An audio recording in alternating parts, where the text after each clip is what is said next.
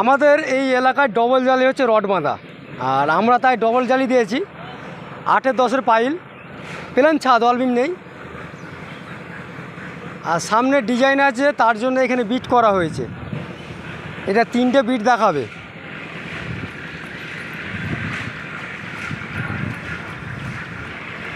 আর এইখানে ভি ছাদ আছে, এর তলা তো সেই ডিজাইন করা আছে, ওই জন্য এখানে থার্মোকলের 3টে বিট আছে আর একটা প্লাস্টারের বিট হবে।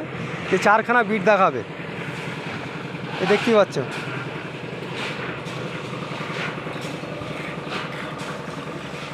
তো ঢালাই মোটামুটি হয়ে যাবে ইনশাল্লাহ, খুব চাপের মধ্যে নেই। চাপ ছিল এতদিন যে হ্যাঁ ঈদের আগে ঢালাইটা করতে পারবো কি না। এই কাজটা আমি 25 দিনে কমপ্লিট দিলাম, 900 ফুট এরিয়া।